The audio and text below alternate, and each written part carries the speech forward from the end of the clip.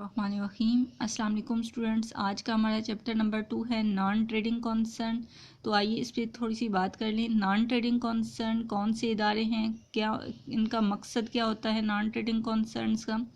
तो डेफिनेशन है, individuals or institutions which are engaged in activities other than trade are known as non trading concern. Non trading concern students ऐसे इदारे होते हैं जिनका मकसद मुनाफा कमाना नहीं होता, बल्कि आवाम की खिदमत करना या आवाम की फलाह व बहबूद के लिए ऐसे इदारे कायम किए जाते हैं, बनाए जाते हैं। वो कौन कौन से इंस्टीट्यूट हो सकते हैं जो नॉन ट्रेडिंग कॉन्सर्न शुमार होते हैं। क्लब्स हो सकते हैं, हॉस्पिटल्स हो सकते हैं, कॉलेजेस वगैरह हो सकते हैं, लाइब्रेरीज हो सकती हैं। ये नॉन ट्रेडिंग कॉन्सर्न है जो आवाम की खिदमत के लिए काम कर रहे होते हैं। अब फाइनल अकाउंट की अगर हम बात करें, नॉन ट्रेडिंग कॉन्सर्न में फ़ाइनल अकाउंट हम कैसे बनाएंगे। बेसिकली नॉन ट्रेडिंग कॉन्सर्न में जो फ़ाइनल अकाउंट बनता है वो ट्रेडिंग कॉन्सर्न से मुख्तलिफ होता है। उसको हम जो ट्रेडिंग कॉन्सर्न में पार्ट 1 में आईकॉम पार्ट 1 में पढ़ चुके हैं। जो ट्रेडिंग कॉन्सर्न में फ़ाइनल अकाउंट बनता था उसमें भी 3 तरह के अकाउंट्स बनते थे, या 3 स्टेटमेंट्स आप कह सकते हैं बनती थी। एक ट्रेडिंग अकाउंट, एक दूसरा प्रॉफिट एंड लॉस अकाउंट और तीसरा बैलेंस शीट। इसमें भी 3 अकाउंट्स बनेंगे या 3 स्टेटमेंट्स बनेगी। नंबर 1 है income and expenditure account, number 2 है रिसीट्स एंड पेमेंट अकाउंट और नंबर 3 है बैलेंस शीट। अब हम इनको 1 बाय 1 डिस्कस कर लेते हैं। नंबर 1 है income and expenditure account. Income and expenditure account basically students surplus और डेफिशिट, किसी भी नॉन ट्रेडिंग कॉन्सर्न का सरप्लस या डेफिशिट मालूम करना होता है। इसके थ्रू आप सरप्लस और डेफिशिट मालूम कर सकते हैं। तो देखते हैं, इसको स्टडी करते हैं। The account through which the surplus or deficit of the particular period is determine of non trading concern is called income and expenditure account. कि डेफिशिट या सरप्लस मालूम करना किसी भी मखसूस टाइम पीरियड का। सपोज अगर आप इनकम एंड एक्सपेंडिचर अकाउंट बनाने जा रहे हैं 2019 का, तो वो 2019 is a particular time period. ठीक है, तो students income and expenditure account बनाने का मकसद ये होता है कि आपको सरप्लस या डेफिशिट मालूम हो।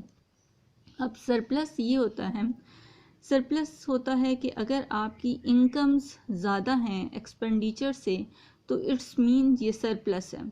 और डेफिशिट ये होता है कि अगर आपके एक्सपेंडिचर्स ज़्यादा हैं, इनकम्स कम हैं, तो ये होगा डेफिशिट, यानी खसारा होगा। अब इनकम एंड एक्सपेंडिचर जो बनता है अकाउंट, उसको बनाने के लिए मुतज़ाइल बातों का ख्याल रखना पड़ता है। अब ये स्टेप्स आपने इनकम एंड एक्सपेंडिचर अकाउंट जब बनाएंगे तो फॉलो करने पड़ेंगे। नंबर 1 स्टेप है कि इनकम एंड एक्सपेंडिचर अकाउंट बनाते वक्त ओपनिंग और क्लोजिंग बैलेंसेस को नहीं लिखा जाता।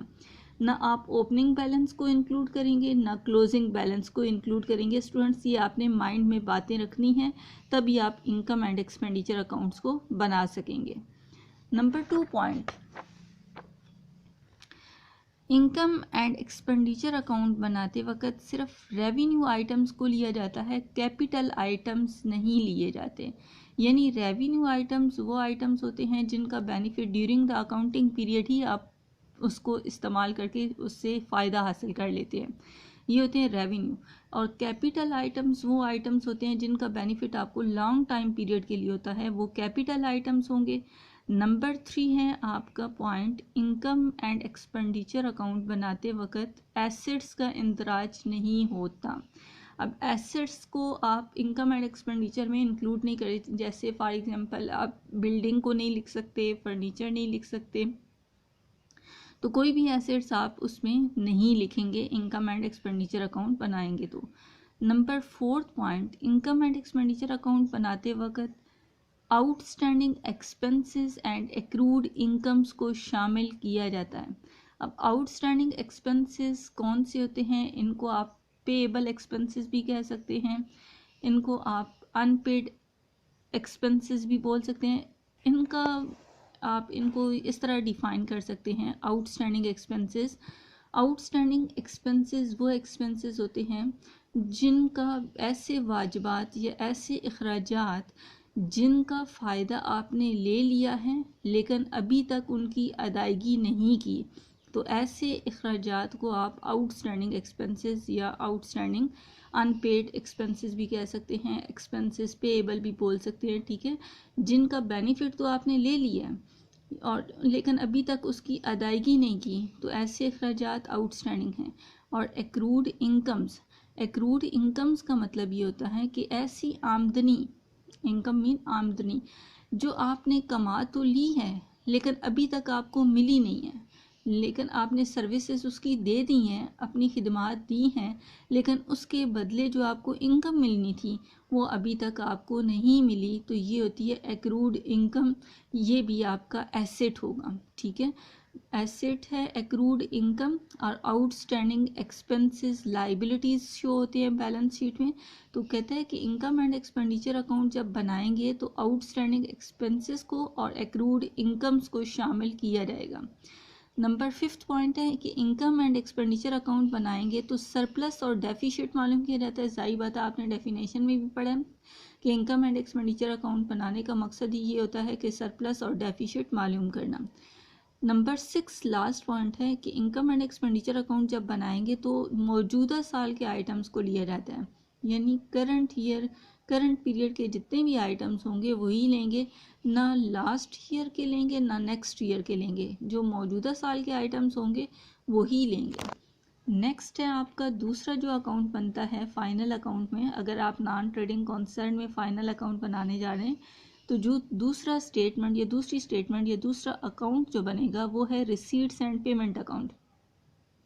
यानी आप रिसीट्स एंड पेमेंट अकाउंट के नाम से ही शो है कि रिसीट्स वसूलियों को कहते हैं और पेमेंट अदायगियों को कहते हैं। रिसीट्स एंड पेमेंट अकाउंट वसूलियों और अदायगियों का कौन सा खाता होगा या अकाउंट होगा। अब देखिए स्टूडेंट्स, ये जिस तरह आपकी कैश बुक बनती है सेम उसी तरह की ये समरी ये बुक बनती है। इसको आप कैश बुक भी बोल सकते हैं, रिसीट्स एंड पेमेंट अकाउंट को कैश बुक भी बोल सकते हैं। लेकिन ये नॉन ट्रेडिंग कॉन्सर्न में बनाता कौन है? This is primary report prepared by the treasurer of non-trading concern to present the result of the year's cash position।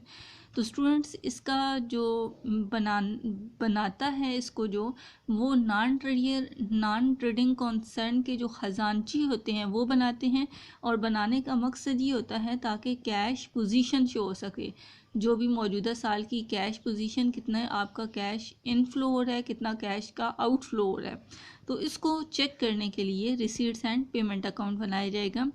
Next last statement जो बनेगी इनकम फाइनल अकाउंट में वो है balance sheet. Balance sheet is the statement of assets and liabilities and owner equity.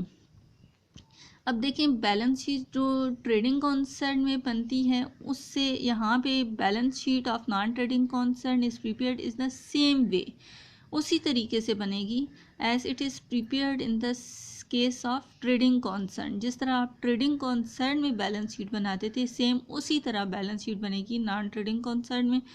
लेकिन इसमें क्या होगा कि तमाम जितने भी कैपिटल रिसीट्स होंगी वो आप लाइबिलिटी साइड पे लिखेंगे। जितनी भी कैपिटल रिसीट्स यानी लेंगे, जैसे सब्सक्रिप्शन हो गया, जैसे फंड फ्रॉम मेंबर्स हो गए, तो ये जितनी भी रिसीट्स होंगी वो आप लाइबिलिटी लिखेंगे।